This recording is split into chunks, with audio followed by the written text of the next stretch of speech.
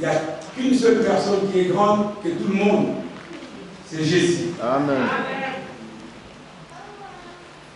Ce matin, je vous ai apporté la parole, comme je vous ai dit. Je serai vraiment bref. Mais je voulais quand même vous apporter une bonne nouvelle qui va révolutionner ta vie et qui peut aussi changer ta façon de voir les choses.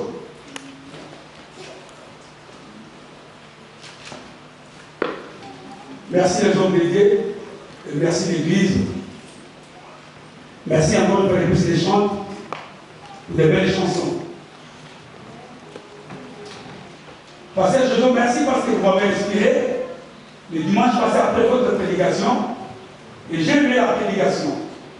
Et en méditant la parole, je me suis posé une question de demander comment Dieu répond à nos attentes.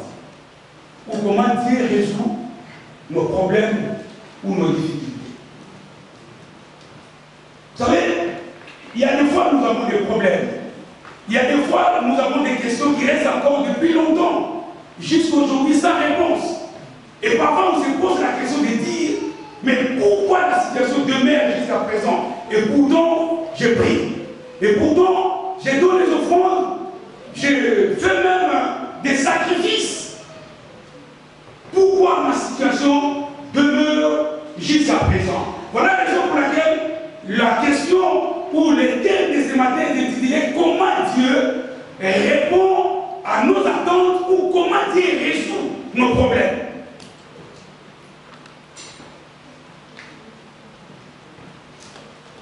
Comment Dieu peut résoudre ton problème qui demeure depuis longtemps? Comment ton problème demeure jusqu'à aujourd'hui alors que tu pries? Il y a ceux qui sont même prêts à abandonner la foi parce qu'ils n'ont plus l'espoir, parce que le problème demeure jusqu'à présent. Maintenant, Dieu veut te répondre ce matin comment lui, l'Éternel, résout nos problèmes ou comment il répond à nos attentes. Bien aimés sœurs, d'accord. Plus rapidement, nous avons, c'est pour la première fois que je vais prêcher, de donner plusieurs versets, mais je vais donner quand même. Parce qu'il y a des exemples, avant de donner la réponse à la question posée, comment Dieu répond à nos attentes. Bien aimés sœurs, rapidement, 1 Roi 17, verset 1 à 16. 1 Roi 17, verset 1 à 16. Les bons, nous allons envoyer la parole de Dieu, s'il vous plaît. 1 Roi 17, verset 1 à 16. L'Éternel est vivant, les dieux d'Israël dont je suis le serviteur. Il n'y aura ces années-ci ni rosée ni pluie, sinon à ma parole. Et la parole de l'Éternel fut adressée à Élie en ces mots. Par d'ici, dirige-toi vers l'Orient et cache-toi près du torrent de Kérit qui est en face du Jourdain. Tu boiras de l'eau du torrent et j'ai ordonné au corbeau de te nourrir là. J'ai ordonné au corbeau de te nourrir là. Il partit et fit selon la parole de l'Éternel, et il alla s'établir près du torrent de Kérit qui est en face du Jourdain. Les corbeaux lui apportent du pain et de la viande le matin, et du pain et de la viande le soir, et il buvait de l'eau du torrent. Mais au bout d'un certain temps, le torrent fut à sec, car il n'était point tombé de pluie dans le pays. Alors la parole de l'Éternel lui fit adresser en ces mots. Lève-toi, va à Sarepta qui appartient à Sidon, et demeure là. Voici, j'ai ordonné à une femme veuve de te nourrir. Il s'éleva et il alla à Sarepta. Comme il arrivait à l'entrée de la ville, voici, il y avait eu là une femme veuve qui ramassait du bois. Il appela et dit, va me chercher, je t'ai pris un peu d'eau dans un vase, afin que je boive. Elle alla en chercher. Il appela de nouveau et dit, apporte-moi, je t'ai pris un morceau de pain à ta main. Et elle répondit, l'Éternel, ton Dieu, est vivant, je n'ai rien de cuit. Je n'ai qu'une poignée de farine dans un pot et un peu d'huile dans une cruche. Et voici, je ramasse 2 morceaux de bois, puis je rentrerai et je préparerai cela pour moi et pour mon fils. Nous mangerons, après quoi nous mourrons. Et il lui dit, ne crains point, rentre, fais comme tu as dit. Seulement, prépare-moi d'abord avec cela un petit gâteau, et tu me l'apporteras. tu en feras ensuite pour toi et pour ton fils. Car ainsi parle l'Éternel, le Dieu d'Israël. La farine qui est dans le pot ne manquera point, et l'huile qui est dans la cruche ne diminuera point, jusqu'au jour où l'Éternel fera tomber de la pluie sur la face du sol. Et là, elle fit selon la parole d'Élie. Et pendant longtemps, elle eut de quoi manger, elle et sa famille, aussi bien qu'Élie. La farine qui était dans le pot, pendant le peuple attendait Zacharie, s'étonnant de ce qu'il restait si longtemps dans les temples. D'accord, merci. 26, 35. Au 6e mois, l'ange Gabriel fut envoyé par Dieu dans une ville Au 6e mois, oui. appelée Nazareth, Oui. auprès d'une vierge fiancée à un homme de la maison de David, nommé Joseph. Le nom de la vierge était Marie. L'ange entrant chez elle et dit, « Je te salue, toi à qui une grâce a été faite. Le Seigneur est avec toi. » Troublée par cette parole, Marie se demandait ce que pouvait signifier une telle salutation. L'ange lui dit, « Ne crains point, Marie, car tu as trouvé grâce devant Dieu. Et voici, tu deviendras enceinte, et tu enfanteras un fils, et tu lui donneras le nom de Jésus.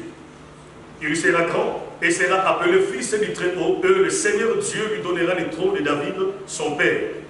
Il régnera sur la maison de Jacob éternellement, et son règne n'aura point de fin. » Marie dit à l'ange, « Comment cela se fera-t-il? Comment cela se fera-t-il? Puisque je ne connais point d'homme. Puisque je suis vierge. » L'ange lui répondit, « Le Saint-Esprit viendra sur toi, et la puissance du Très-Haut te couvrira de son nom. C'est pourquoi le Saint-Enfant qui naîtra de toi sera appelé Fils de Dieu. » Genèse 18, verset 13, verset 12 à 13. Genèse 18, Verset 12 à 13. en le petit de trop. J'ai couru après lui, je le frappe à lui-même en lui arraché la brebis de sa gueule. Je suis vieille. Mais si je suis vieille, Aurais-je encore de Jésus? aurais-je encore le désir d'avoir un homme? Mon Seigneur aussi est vieux. Parce que mon Seigneur aussi est vieux. L'Éternel dit à Abraham, pourquoi donc Sarah-t-elle rit en disant, est-ce que vraiment j'aurai un enfant, moi qui suis vieille? N'y a-t-il rien qui soit étonnant de la part de l'Éternel? Merci. 1 Samuel rapidement, 17, verset 33 à 42. C'est là le dernier verset avant de conclure. Saül dit à David, tu ne peux pas aller te battre avec ce Philistin. Tu ne peux pas, David, tu ne peux pas. Car tu es un enfant. Tu es un enfant. Et il est un homme de guerre de Cet homme est un guerrier. dès sa jeunesse. Depuis son enfance. David dit à Saül, ton serviteur faisait paître le brebis de son père. Et quand un lion ou un ours venait enlever une des troupeaux, j'ai couru après lui, je le frappais, et j'arrachais la brebis de sa gueule.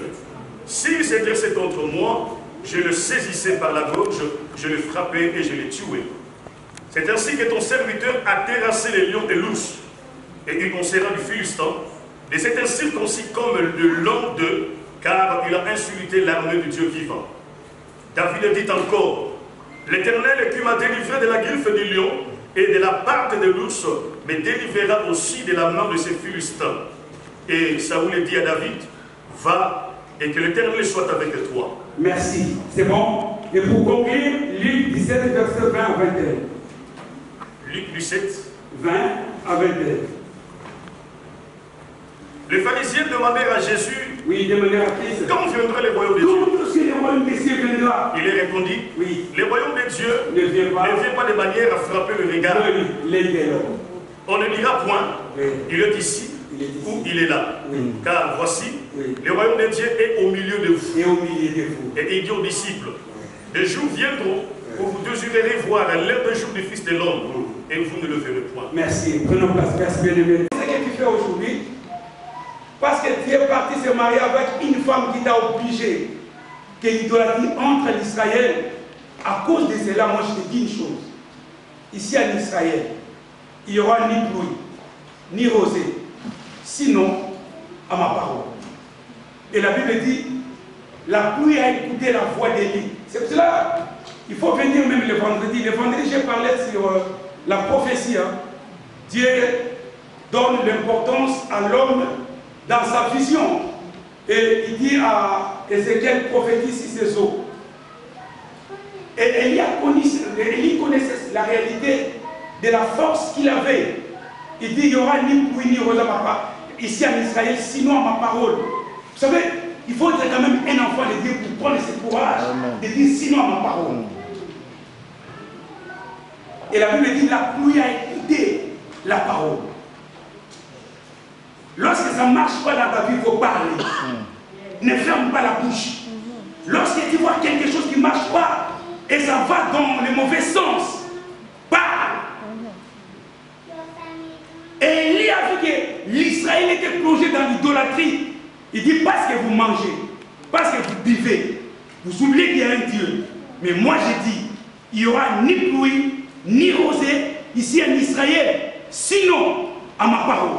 En quelque sorte, si moi Élie, je ne parle pas pour la deuxième fois, pour débloquer cette situation, la situation va demeurer telle qu'elle est. Et la Bible dit la pluie a écouté la voix d'Élie. Et la Bible déclare 3 ans et 6 mois. Il n'y avait ni pluie, ni rosée en Israël. Alors la sécheresse a frappé. Vous savez, lorsqu'il y a sécheresse, il y a la famine en même temps. Parce que lorsque la pluie ne tombe pas, je pense que les fermiers ne font absolument rien. Les marchés sont vides. Il n'y aura pas de fruits. Il n'y aura rien comme nourriture. Et c'est ce qui s'est passé en Israël. La Bible déclare l'Israël était plongé dans une famille inédite, mes bien-aimés dans le Seigneur. Et c'est alors Dieu, mes bien-aimés dans le Seigneur, a vu aussi la situation d'Élie. Vous savez, la Bible dit, nous vivons dans ce monde, mais nous ne sommes pas de ce monde. Nous dépendons de Dieu. Lorsque la famille a frappé l'Israël, Élie était aussi dans le même pays, dans la même région, dans la même commune. Et lui aussi il était frappé de la famille. Mais il y avait quelqu'un qui l'a choisi, quelqu'un qui l'a appelé, quelqu'un qui l'a établi, quelqu'un qui connaissait que c'est lui, le seul et l'unique qui peut intervenir dans sa situation. Et c'est Dieu est venu pour résoudre maintenant le problème d'Élie. C'est là où il y a bien aimé dans le Seigneur la réalité qu'on va découvrir ce matin. Vous savez, c'est un passage souvent, quand les gens prêchent dans une église, ceux qui sont sensibles, ils se disent, ah, ils veulent encore commencer l'histoire de l'argent. Parce que c'est le passage souvent que les prédicateurs utilisent souvent pour faire l'appel des fonds. Et pourtant, c'est un passage qui cache beaucoup de réalités de mes dans l'Israël. J'ai médité sur ces passages, j'ai compris à la réalité que beaucoup peut-être ne connaissons pas qui est dans ces passages. La Bible dit, Dieu est descendu pour résoudre le problème d'Élie. Dieu est descendu pour répondre aux attentes d'Élie. Parce qu'Élie avait tout le sens que l'homme a. Élie avait un corps. Élie avait besoin aussi de manger. Parce qu'on ne peut pas gérer toute sa vie. Il y a un temps pour tout, comme dit Salomon. La Bible déclare, Dieu est descendu, il est venu voir Élie. Élie dit, Élie, je vais répondre à tes attentes. Et Maxime, Dieu est descendu, il dit, je vais répondre à tes attentes. Il dit, non, ce que je te demande, Élie, quitte la où tu te trouves. Va, descends dans les torrents des Kérites. Là, je vais résoudre ton problème. Vous savez, quand je me dis, c'est quand il ne pouvait pas envoyer Élie, même de venir à Paris, même de partir, mais je vais dire même dans un autre pays où il n'y avait pas la sécheresse. Mais Dieu envoie Élie dans un torrent des Kérites, dans la brousse, dans la forêt, il n'y avait personne. C'est la première des choses qu'il faut comprendre. Parce qu'il n'y avait pas, à l'époque, il n'y avait pas seulement l'Israël. Il y avait beaucoup de pays où Dieu pouvait envoyer Élie. Mais il envoie Élie dans un torrent de Kérites. Élie a écouté la voix de Dieu. Il est parti. Il arrive dans un torrent de Kérites. Il croyait qu'il va trouver peut-être une maman qui avait une table. Elle vendait peut-être le pain ou quoi que ce soit. Il ne trouve personne. Il dit, oh, mais qu'est-ce qui se passe? Et Dieu a dit à Élie, là, dans l'endroit, là, dans cet endroit, pas ailleurs, c'est là-bas. J'ai ordonné, c'est-à-dire que Dieu a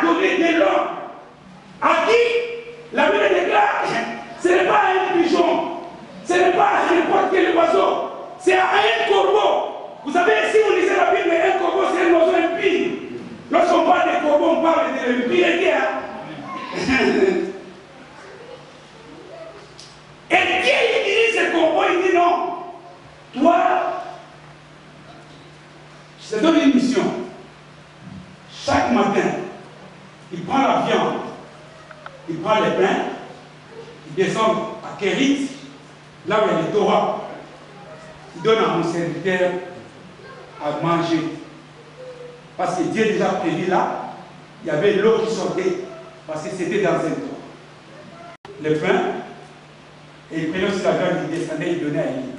Vous savez, moi je disais, un impie qui veut servir un saint.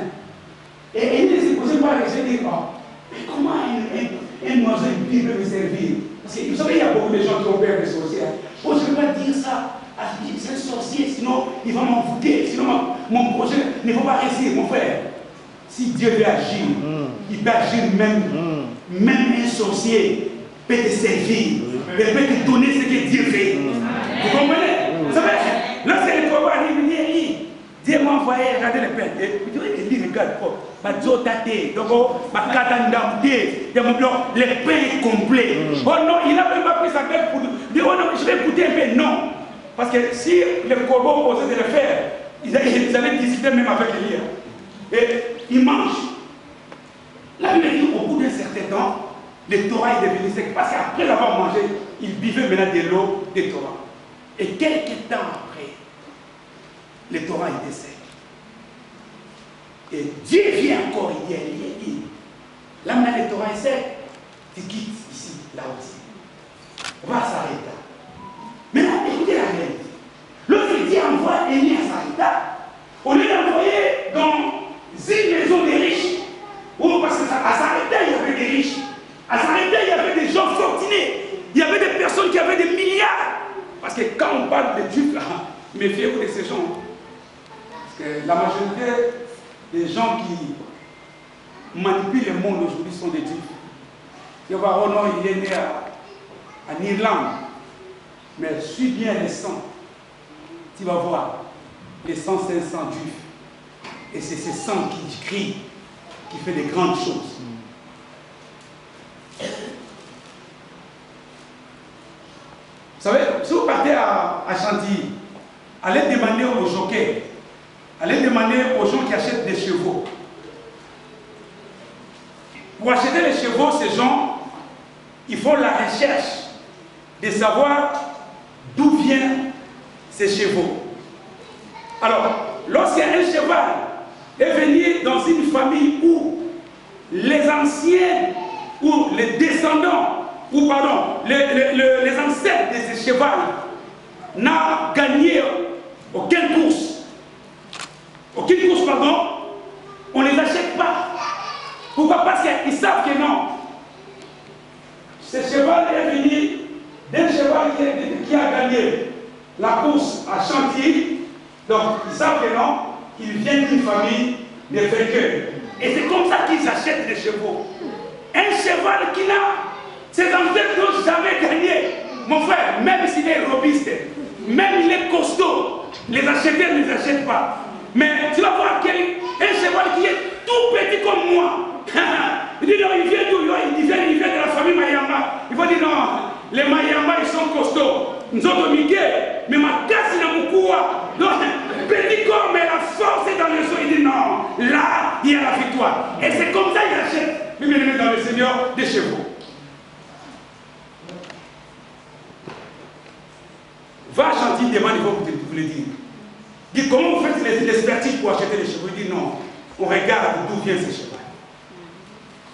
Et c'est comme ça les Dieu font. Alors, Dieu choisit une personne, je dirais même non connue. Et la Bible dit, lorsqu'il Dieu parle à Élie, non, quitte maintenant le Torah de Élie. Va à Zarepta. Et la Bible dit une chose, la Bible dit, là, j'ai arrangé, j'ai préparé une veuve. Vous savez, les gens méprisent ces non-veuves. Vous savez, en Israël, pour dire à une femme qu'elle est veuve, il y a des critères. On ne peut pas dire une veuve en Israël à n'importe qui. Vous savez, excusez-moi les femmes, excusez-moi. C'est juste une question. Est-ce qu'ici, il y a une femme qui a déjà 60 ans? Maman Olga, merci, je vous aime. Merci, maman, je vous aime. Donc, les deux, maman Olga et maman. Voilà. Donc, il n'y a que deux femmes qui ont déjà 60 ans. Or, en Israël, pour dire à une femme qu'elle est veuve, il faut avoir 60 ans ou plus.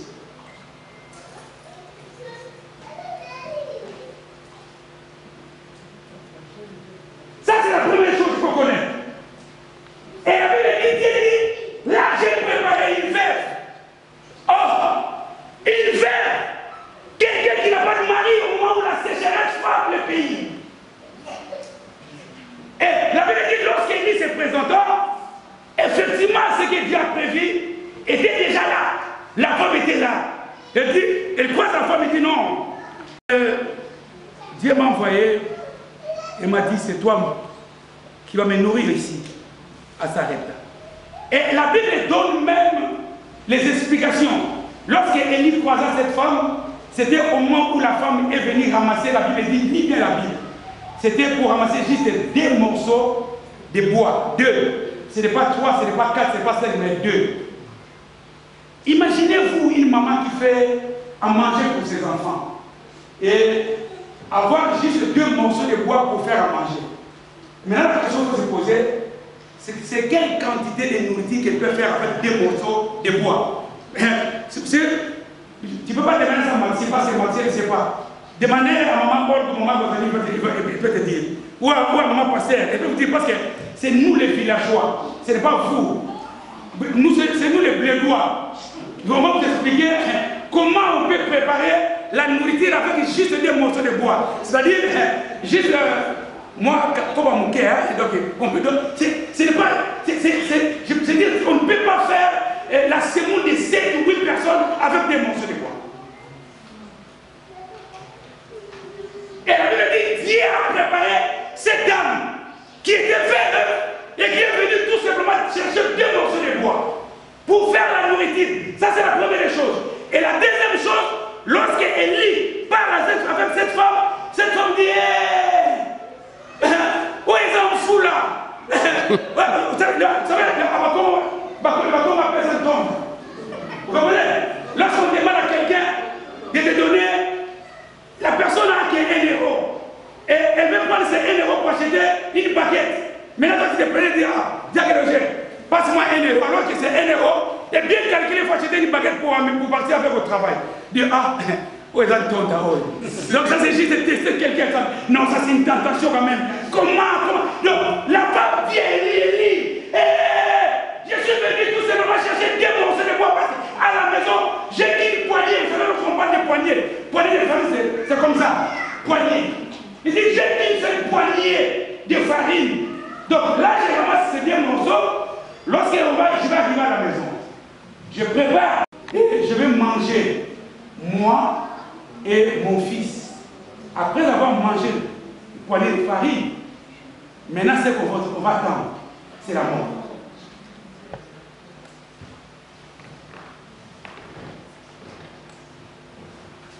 Gardez ces passages. L'île nous dit, le monde avait un problème. Mais avant de résoudre ces problèmes, la Bible dit, Dieu a cherché à résoudre les problèmes selon lui. Il a envoyé les prophètes. Il a envoyé tout le monde pour venir sauver le monde. Mais le monde demeurait avec ses problèmes. Quels étaient ces problèmes? C'est le problème du péché. C'est le problème du mal. C'est le problème de la souffrance de l'homme. Maintenant, la Bible déclare, Dieu a voulu résoudre ces problèmes. Et pour résoudre ces problèmes, il fallait que Dieu prépare quelqu'un pour préparer le chemin afin que la solution arrive. Et cette solution, je vous le dis, c'est qui? Et Dieu croise un homme qui s'appelle Zacharie avec un couple qui pouvait maintenant préparer la naissance de celui qui pouvait me mener dans le Seigneur, préparer le chemin de celui qui venait avec la solution au monde. Et là, la Bible dit, Dieu envoya un ange, Gabriel, qui est venu donner le message à ce couple de Zacharie et Marie, pardon, et Élisabeth. pour mettre au monde celui qu'on appelle Jean-Baptiste. Parce que c'est lui qui devait préparer le chemin du Seigneur. Et lorsqu'il parle à Zacharie, lorsqu'il a croisé Zacharie dans le temple, pour lui dire que la solution de celui qui va préparer le chemin est arrivée, c'est toi qui vas mettre au monde cet homme, Jean-Baptiste, qui va préparer le chemin du Seigneur. La Bible déclare, Zacharie déclara, il dit non, je suis vieux, et ma femme aussi est vieille. Il douta sur le message qui a été donné par Dieu. 6 mois après, la Bible dit, ce même ange est parti voir maintenant Marie. Parce que le chemin était en train de se préparer pour donner la solution au monde. Il dit maintenant c'est toi Marie qui va mettre au monde, c'est lui qui va donner la solution au monde. Les attentes du monde. Et elle a déjà. Mais c'est toi Marie qui va donner naissance à cette personne qui s'appelle Jésus. Il a donné les critères, il dit cet homme sera grand, cet homme sera puissant, cet homme ne sera pas comme toute autre personne dans ce monde. Amen. Et c'est Jésus-Christ de Nazareth. Écoutez la réponse de Marie. Ah, moi je connais personne. J'ai un homme qui m'a d'ailleurs fiancé. Et tout le monde connaît. Et cet homme s'appelle Joseph. Et moi, Marie, tel que je suis là, depuis ma naissance jusqu'à aujourd'hui, je connais jamais ni j'ai jamais vu même le corps d'un homme. J'ai jamais. Parce que la Bible dit, elle était vierge. Elle obéissait et respectait les normes de l'évangile ou les normes, dans le Seigneur, de la parole de Dieu. Il dit, mais comment cela se fera-t-il? Ça, c'était la question de Marie. Comment cela se fera-t-il? Oh! Les prophètes sont déjà venus. Il y a des gens qui ont venu pour sauver le monde, à tel point que l'homme a pris même la résolution lui-même de chercher la solution.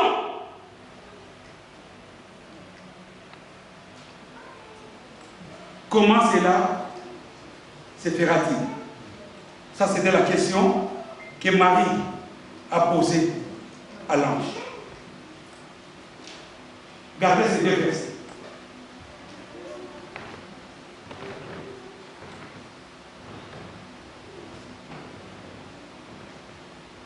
Genèse nous dit ceci. Genèse 18 nous dit ceci. Genèse, lis ce passage rapidement. Genèse 12, 17, 12, 13. Genèse 12, 13. Non, 18, 12, 13, rapidement.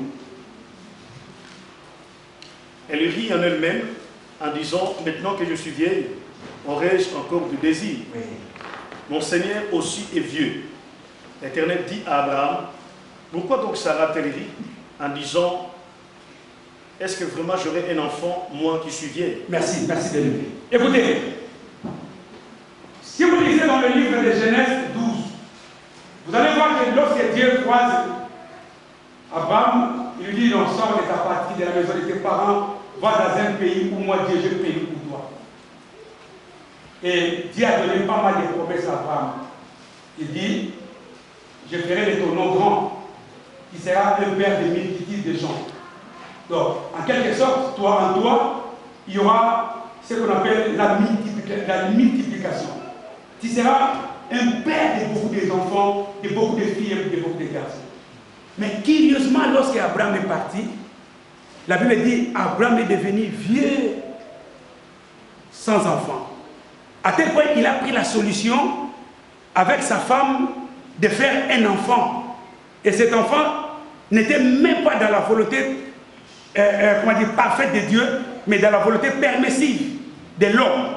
C'est-à-dire que l'homme a fait son enfant selon lui et non selon Dieu.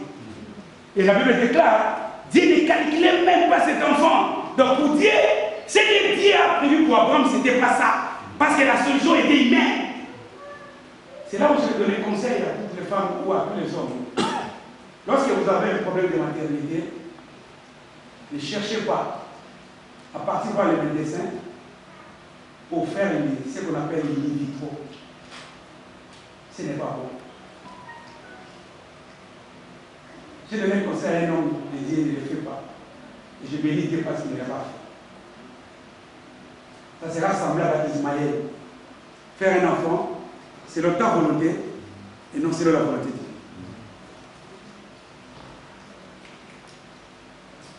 Lorsqu'elle est arrivée, la Bible dit, Dieu envoya ses hommes. Après la réception, la Bible dit, Dieu parla. Il dit, Sarah, l'année prochaine, même époque, elle va voir un enfant. Maintenant, écoutez ce qui s'est passé. Lorsque Sarah a entendu écouter le message, la Bible dit, elle a totalement étonné. Pourquoi? Parce que Sarah s'attendait à avoir un enfant lorsqu'il était encore jeune. Elle connaissait la promesse de Dieu. Mais selon Sarah, il fallait qu'elle soit jeune pour avoir un enfant. Mais la Bible déclare, pour répondre à ses attentes, Dieu a attendu que Sarah devienne vieille. Lorsque Dieu annonce le message, Sarah regarde son âge. Il dit, mais non, est-ce que moi, mon âge, j'ai encore ce plaisir d'avoir un homme, franchement, c'est où il va commencer. Je serai comme une morte, donc il n'y aura rien de bon.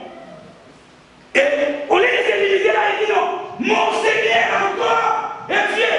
Regardez la femme obéissante qui appelle son mari mon Seigneur. Mais aujourd'hui, voir une femme qui t'appelle mon Seigneur, mon frère, il faut jeter. Même 42 jours, c'est difficile. Ouais, papa, là c'est mon Seigneur. Vous comprenez? Oh mon Seigneur. Est-ce qu'il y a encore des femmes aujourd'hui qui peuvent le faire? Et c'est aujourd'hui la fête aujourd'hui l'émancipation de la femme. Parce que la femme conduit, et l'homme aussi conduit. De Kokani, de la mise à Pilipili, la mise à Tumulu. Ah, mon frère, depuis avant même le commencement de tirer, l'homme a été toujours supérieur à la femme. Amen. Amen. Amen. Il dit quand j'appelle ton nom, mon Seigneur, même Dieu se réjouit. Et Dieu ne reprend même ta bénédiction. Il dit non, celle-ci a compris que non, celui-ci, c'est son Seigneur.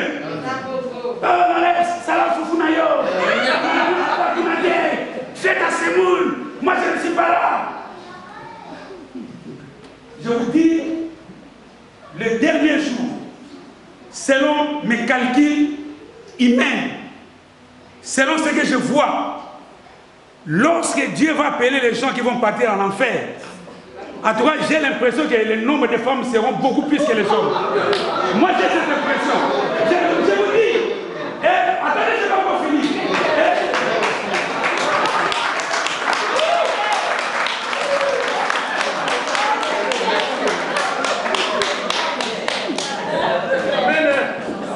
Attendez, je vais expliquer.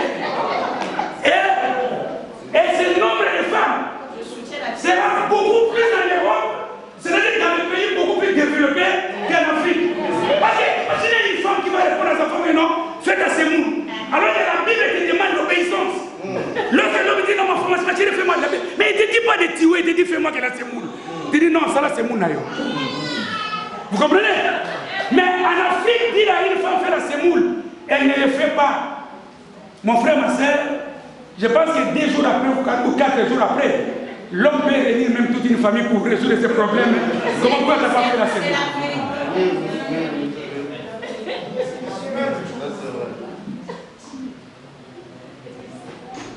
Je ne sais pas qu'est-ce que le pousse à dire ça.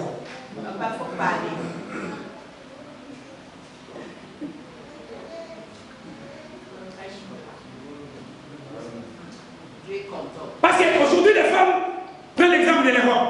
Bon, non, vous savez, en Europe, non. Mais écoutez, l'Europe, non. La parole de Dieu restera la parole de Dieu. Tu ne peux jamais modifier la parole à cause de l'Europe. Tu peux prendre la parole de Dieu. Des hommes mettent cette parole sous l'eau pour faire modifier la parole. Mais non, écoutez, la Bible est mouillée. Oui, c'est la Bible qui est mouillée, mais la parole a toujours sa valeur.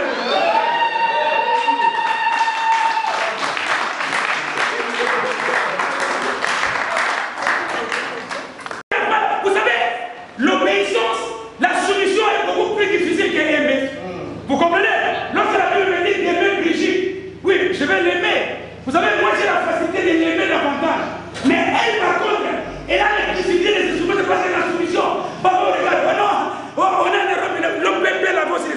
me paie.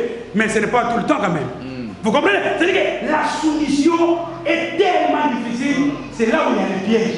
C'est pour ça que je vous dis que la femme a, les femmes, je dirais les femmes, il y a beaucoup de pourcentages élevés des risques de l'enfer pour les femmes que pour les hommes. Je confirme la thèse.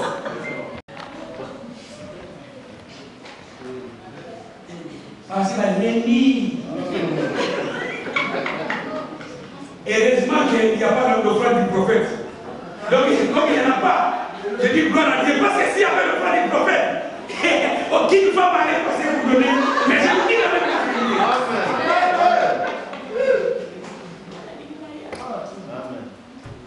La Bible dit, Sarah dit, je suis vieille. Et mon Seigneur est fier. Appelle ton mari, mon Seigneur. Maman, arrive à la maison, tu appelles Papa Seigneur, mon Seigneur. Maman, appelle Papa Florence, le Seigneur. Mon Seigneur Florent. Oui, mon Seigneur Florent. Oui. Mon Seigneur, maman. Amen. Et je dis aussi, c'est là ma femme de m'appeler mon Seigneur Célé. Je soutiens.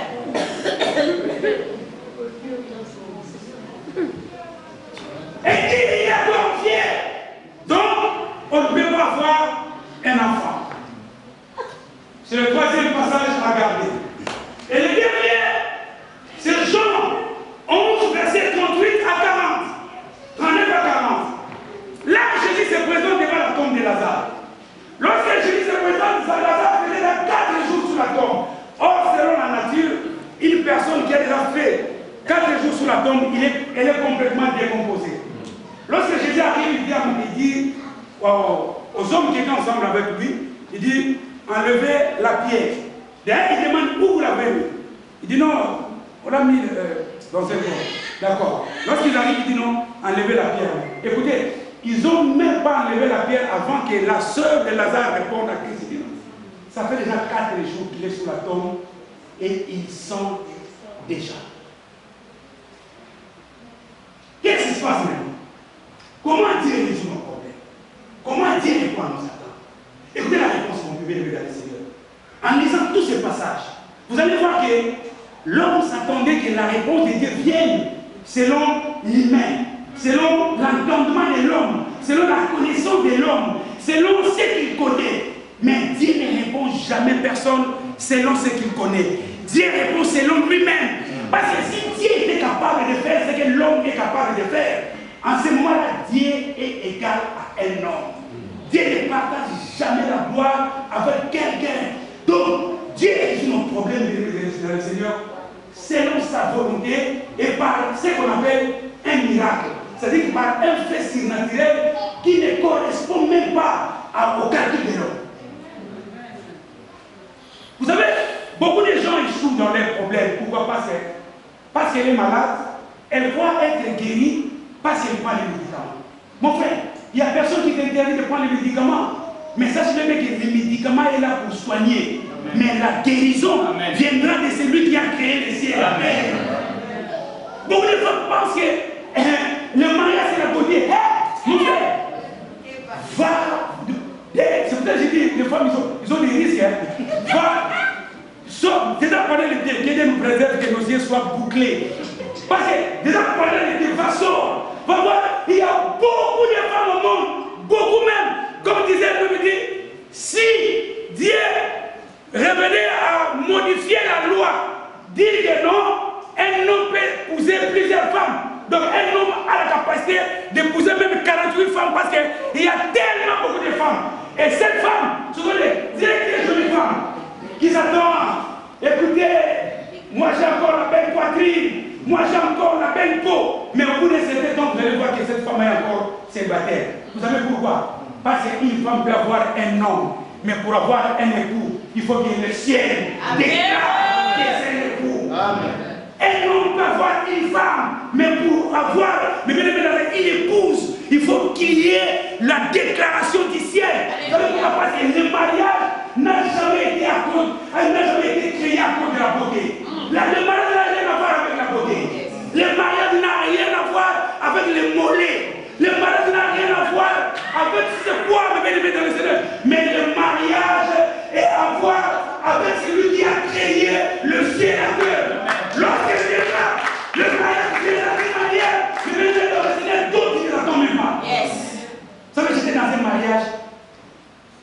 Et le marié entrait avec sa femme.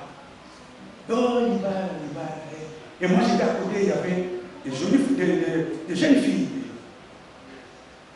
Et lorsqu'une fille voit, l'une des filles a vu la dame, la mariée. Écoutez, la fille dit, ah, parce qu'elle est plus bonne.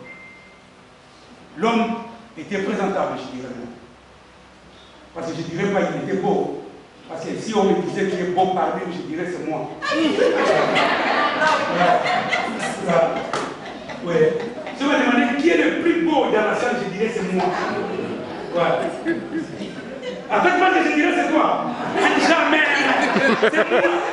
C'est moi. Ouais. Vous savez, je vais vous donner une histoire. Parce que là, je vais finir. Il y avait un homme dans une église. Les pasteurs de l'église demandent à la femme, demandent à tout le monde qui était dans l'église. Il dit, je demande aux hommes, quelle est la plus belle femme à l'église ou dans notre communauté? Et un homme, c'était un homme de Dieu, qui soulève le doigt, il dit, c'est moi, pasteur, je vais répondre, il est d'accord, répond. Et l'homme s'est levé, il circulait la salle comme ça, il regardait. Et sa femme était dans la salle.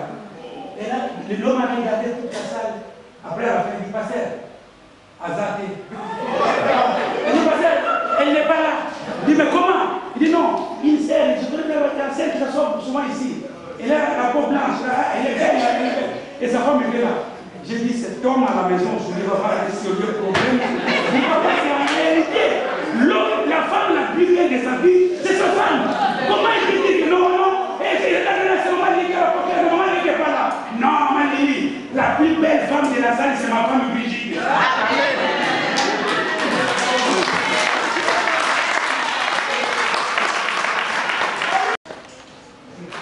Si on demandait à Papa Roger, il dirait c'est maman Ange. Ouais.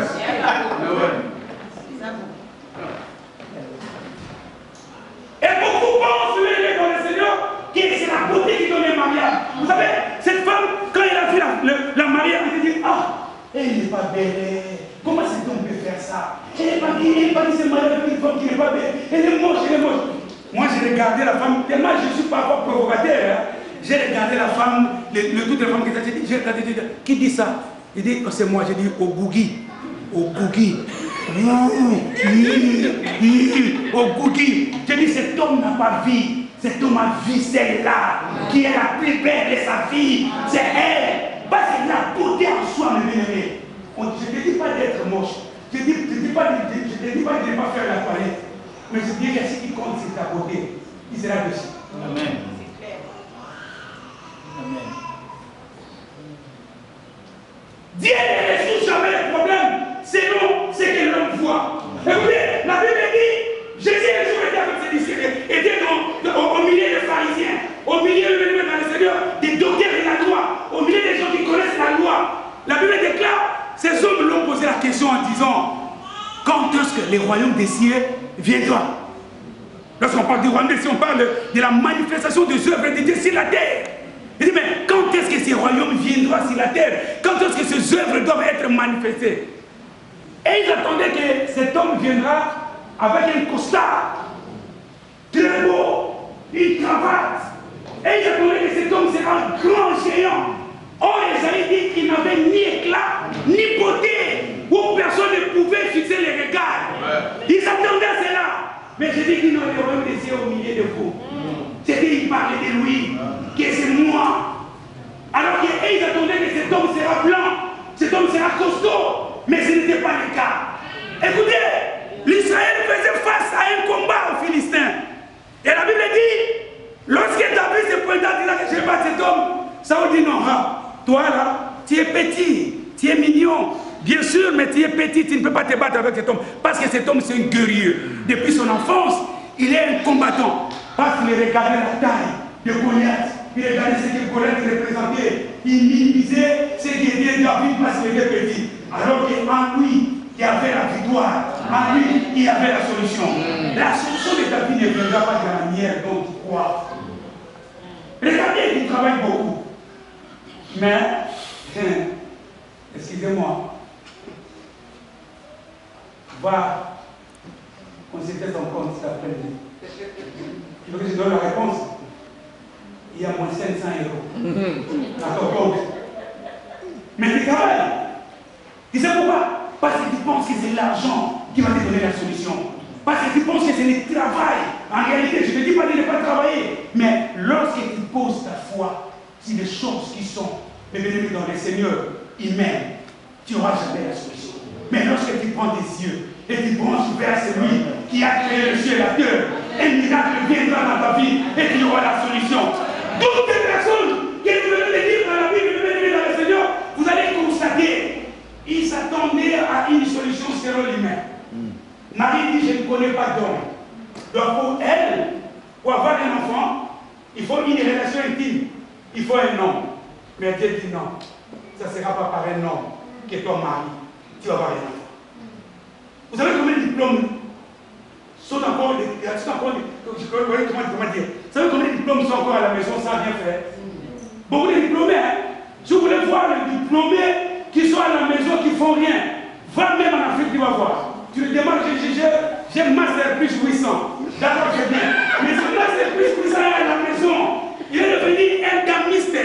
Donc, sous l'arbre, toute la journée, il parle de la politique alors qu'il n'est même pas politicien. Mais il a beaucoup de diplômes. Pourquoi? Parce qu'il demande, oui, j'ai beaucoup de diplômes. Vous savez, j'étais dans une conférence au Congo. J'étais le seul prédicateur qui n'avait pas les niveaux plus que tout le monde. Parce que tout le monde parlait, quand j'essayais de demander, je dis, oh, moi, mon frère, je suis licencié en biochimie. Je dis, oh, moi, je suis licencié. Mais pendant la prédication, il y avait un prophète. Et ce prophète, il avait un diplôme. Et quand il me parlait même de ce diplôme, il était licencié en maths physique. Et en plus, il a fait des recherches. Il est devenu chercheur en mathématiques. Et il m'a parlé de ses diplômes. Mais quand il s'agit de prêcher, je vois quelqu'un passe devant, il prend le micro. Alléluia, amen. Il a commencé à prêcher à Lingala. Et à la fin de compte, il me dit, mais toi, tu as fait quelqu'un. J'ai dit non, moi j'ai moins de diplôme que toi. Voilà, tu as beaucoup étudié plus que moi. Comment je fais que tu prêches en français? J'ai dit non. Ce n'est pas une histoire des études, mais dans le Seigneur. Donc, lorsque Dieu réagit, même les compétences de l'homme sont bannies. Lorsque Dieu réagit, lorsque Dieu réagit, le voilà continuellement, enlève ton cœur si c'est qui est humain. Prends ton cœur, prends ta foi, pose si c'est qui est invisible. C'est là où il agit. Amen. Il me dit, pasteur. Donc, les gens en français, ça m'écoute. Donc, je ne vois même pas comment je pense. Mais toi, tu as beaucoup de diplômes, non? Je dis, mon frère, il va passer français là-bas. J'ai dit, d'accord. Mais moi, je n'ai pas les niveaux que toi, tu as. Mais quand même, je me débute de prêcher en français. C'est parce que c'est Dieu seul qui peut faire ça. Bienvenue dans le Seigneur. Tu vas avoir la solution dans ton problème. Enlève le cœur là aussi. Parce qu'il y a beaucoup de gens qui pensent que parce qu'il fait ça, il va réussir. Non, fais-le, mais prends la foi. Mais c'est ce qui est invisible. Le mais invisible. Tu vas avoir un mariage, même pour des problèmes, peu importe les problèmes que nous avons, même pour la santé. Vous savez, moi parfois quand je prends les médicaments, je me dis au fond de moi, je prends parce que les médecins me disent de prendre. Mais moi je m'attends à l'intervention divine qui viendra pour calmer cette douleur et me donner totalement la paix dans ma santé. Vous savez, tu ne peux pas compter sur ce qui est humain. Vous savez, il y a beaucoup de gens, demande les médecins aujourd'hui, il y a beaucoup de médecins qui se disent, oh, mais cette femme, elle n'a pas de trompe, elle n'a même pas de matrice. D'où est venu cet enfant? Vous savez pourquoi? Parce que le calcul de l'homme est limité. Mais nous avons celui qui calcule sans limite. C'est l'éternel des armées. Allez,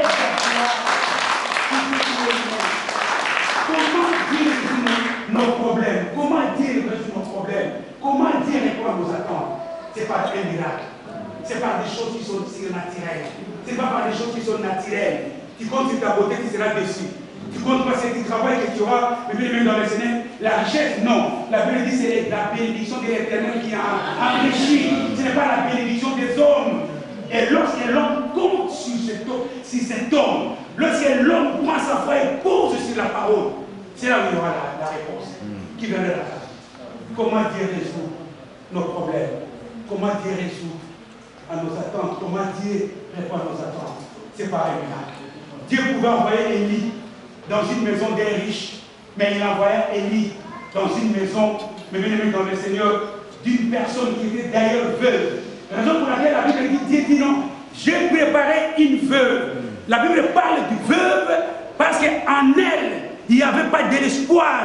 Parce qu'elle ne pouvait pas, mais bien aimé dans le Seigneur, faire mourir Élie. Mais Dieu sait pourquoi elle a choisi une veuve. C'est pour faire la différence que non, écoutez, si on demande à Maman Gèle de partir à Monaco, elle nous dit, fais le choix de choisir là où tu vas être berger. Il dit non, chez M. Albert, parce que c'est lui le roi. Mais Dieu dit non, ça ne sera pas chez M. Albert. Tu partiras dans un petit village de Monaco. Il y a une dame, d'ailleurs elle est vieille. Ces dames ne sont pas propres. C'est elle qui va te nourrir. Et c'est là où la réponse est là. La réponse de Dieu se trouve là où l'homme ne s'attend même pas. Oh, je suis sûr, parce que je suis belle, j'aurai encore une femme, parce que j'aurai encore un homme. Vous savez, moi je connais beaucoup, hein? Excusez-moi les filles, je connais beaucoup, moi je connais, c'est ma sœur d'ailleurs. Ah, non, les femmes. Donc, elle avait un dessin dans sa poche. Donc, elle avait l'homme, elle avait dessiné l'homme de sa vie. Elle sera comme ça, elle sera comme donc, tous les hommes qui se sont présentés devant elle, pardon, elle disait non. Oh, c'est mon frère, tu n'es pas de mon goût. Et puis moi, je me demande maintenant le goût, les femmes parlent, expliquer le goût, je ne sais pas. Des mangoussons, des mayonnaise, des quoi, je ne sais même pas. Donc, je me demande quel goût. Oh, il n'a pas de mon goût, il n'a pas de mon goût, mais aujourd'hui, elle a 52 ans. 100 femmes, pas de 100 hommes, 100 enfants.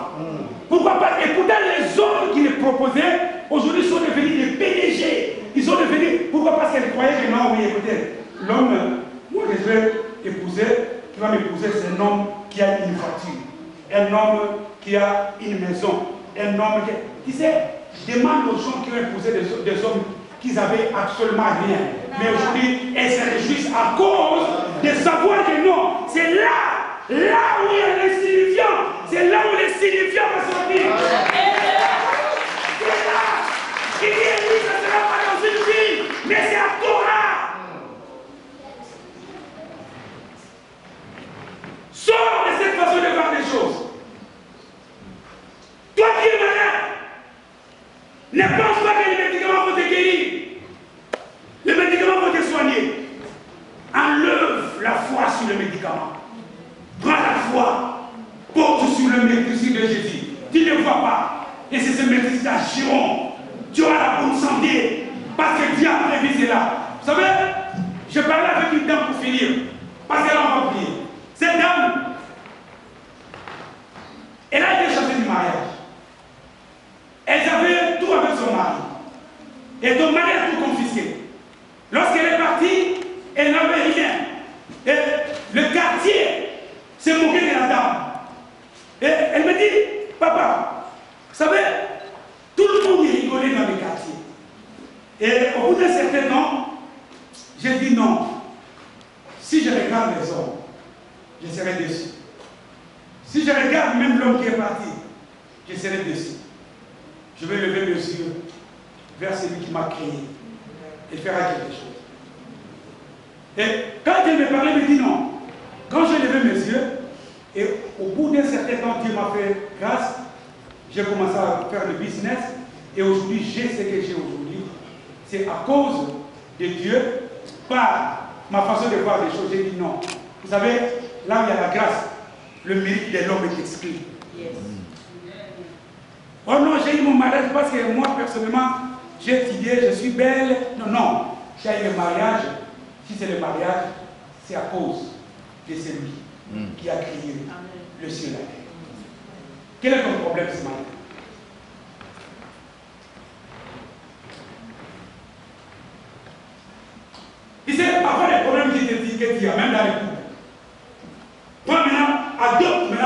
de ne pas parler. Adopte maintenant l'option de fixer les yeux vers celui qui a la vengeance et la rétribution. Parce que parfois on croit que c'est les hommes qui vont résoudre les problèmes. On les appelle et pourtant on expose tout. Tu donnes même l'arme à celui qui va te combattre les jours. Parce que ce que tu l'expliques, un jour il va utiliser ça pour juste te tourner contre toi. Adopte maintenant l'option d'expliquer tout à Dieu. Devant la mer rouge, Dieu dit, les Égyptiens que vous voyez, vous ne les verrez plus non plus. Mais la seule chose, gardez silence, ne criez plus, ne regardez ni à gauche, ni à droite, mais fixez les regards contre vous. Pour que la solution du monde vienne, il fallait qu'il y ait le bénéfice dans le Seigneur un miracle. Vous savez, le mariage des chrétiens et Christ, c'est le mariage des divins et l'humain. C'est pour ça qu'on nous appelle les chrétiens. Un mariage contre la nature, mais c'est fait. L'homme, comme le docteur de la loi, qui demande comment je dois faire pour naître de nouveau. Est-ce que je dois encore entrer dans le ventre de ma mère et renaître encore pour naître de nouveau? Il dit non, ce n'est pas ça. Ça sera un miracle. Le mélange de l'humain et le divin, pour que le miracle soit visible. Tu vas en sortir, enlève la foi sur ce qui est humain. Parce que Dieu résout nos problèmes, non d'une manière humaine, mais d'une manière miraculeuse. C'est pour ça que je rejoins maintenant le pasteur Jogo qui a dit que maintenant, c'est le problème, ce n'est pas le problème de la terre, mais c'est le problème du ciel. C'est là où il y a la solution. La terre déçoit. La terre même dans le Seigneur, il y a beaucoup de déceptions sur cette terre. Mais lorsque nous fixons les regards vers celui qui nous a créés, lorsque nous comptons sur ces dieux, lorsque nous voyons la solution là où les hommes ne peuvent pas croire qu'ils doivent avoir la solution, c'est là. C'est pour ça qu'on va demander, est-ce que de Nazareth viendra la solution? La solution est venue de là. L'homme qui pouvait naître dans la maternité, mais il est parti naître là où on héberge les animaux. C'est là où la solution est venue.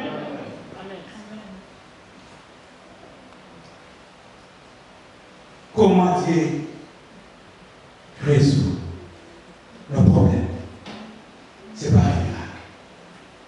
C'est pas un miracle, ma soeur, que Dieu viendra pour intervenir dans ta vie. Ce n'est pas parce que tu penses que j'ai cela ou ceci, la solution vient de non. Ça, c'est la solution de l'homme. Et la solution de l'homme est éphémère.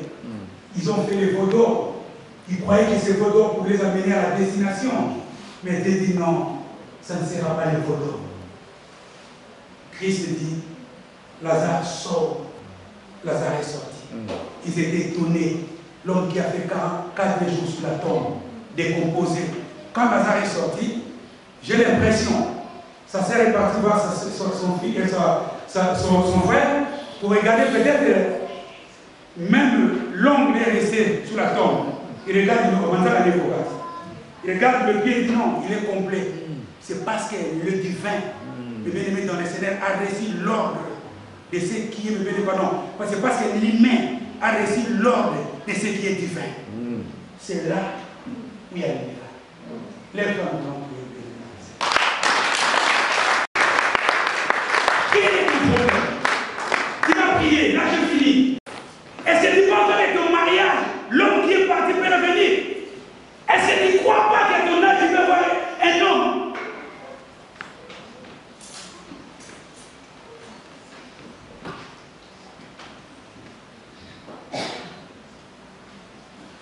Est-ce que tu ne crois pas que cette maladie partira?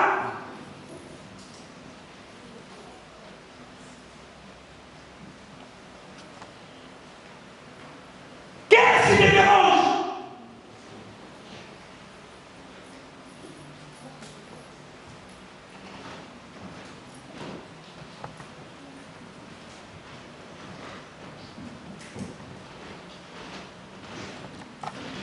Les sorcières qui sont derrière toi pour te combattre, je déclare ce matin ou cet après-midi, ils seront totalement confondus à cause de ce qui est divin. L'œuvre de la croix. Vous savez, nous ne sommes pas des l'œuvre de la croix, nous pensons que c'est de la blague, non, c'est la réalité. Cette œuvre a plus de la force que les humains. Ta maladie partira, ton problème partira, tes enfants, dans le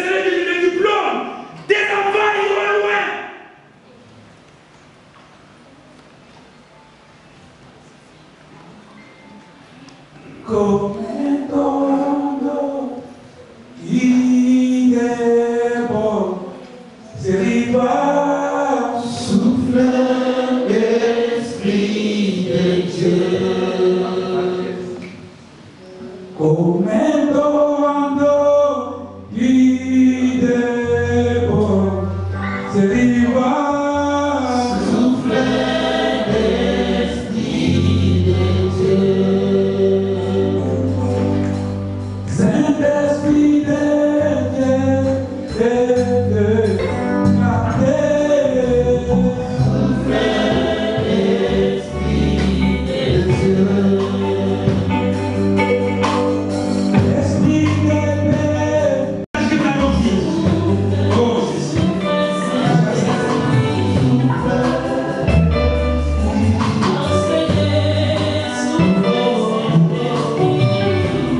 parce qu'elle a été dessus, à cause de ce qu'elle croyait avoir, à cause de ce qu'elle croyait être la solution. Mais jusqu'aujourd'hui, ton problème demeure. Mais aujourd'hui, Dieu t'a fait croire que non, lui, il n'agit pas selon l'homme, mais il agit selon lui. Et lorsqu'il agit dans la place où l'homme ne pouvait pas s'attendre qu'il y avait la solution. Personne ne pouvait croire que Marie pouvait être au monde parce qu'elle était vierge. Sarah ne pouvait pas croire qu'elle pouvait avoir un enfant à cause de son âge. Tu ne crois pas que tu peux encore se remarier, ou tu vas encore avoir un homme, ou tu vas encore avoir un enfant, parce que les médecins t'ont déclaré stérile. Mais laisse-moi te dire une chose, c'est là où l'homme ne croit pas qu'il y a la solution, c'est là où Dieu agit. Vous savez, à l'école on nous a appris, pour tracer une ligne, il faut mettre les points. Là où les hommes ont mis un point, Dieu va tracer encore une nouvelle ligne. Il va tracer l'histoire de ta vie. Quel est ton souci? Quel est ton problème? Quelle est tes difficultés? Dieu répond là où il y a l'inattendu. Dieu répond là où tu ne crois pas. Dieu répond là où tu es limité. Là où l'homme se limite, c'est là où Dieu commence. Parce que Dieu ne fait jamais ce que l'homme peut faire. Dieu fait ce que l'homme ne peut pas faire. Tu vas prier dans ta vie. Dis Seigneur, j'ai compris que oui, là où je mettais l'espoir, ce n'est pas là où il y a la solution. Mais j'ai compris, c'est dans l'inattendu où viendra la réponse de ma vie. Dans mes problèmes, c'est dans l'inattendu. Dans l'inattendu, la santé viendra. Dans l'inattendu, le mariage viendra. Dans l'inattendu, il y aura la paix dans mon couple. Dans l'inattendu, il y aura la paix dans la vie de mes enfants. Dans l'inattendu, la réponse viendra. Prions tous, levez dans les Seigneur. Prie pour ta vie, prie pour ta vie. Prie mon frère, ma soeur.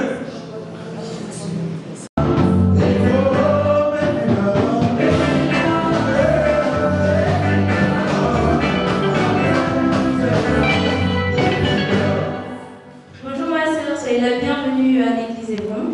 Donc moi je présente les communautés. Voici Papa Cédé qui a fait la prédication aujourd'hui. Et notre pasteur responsable.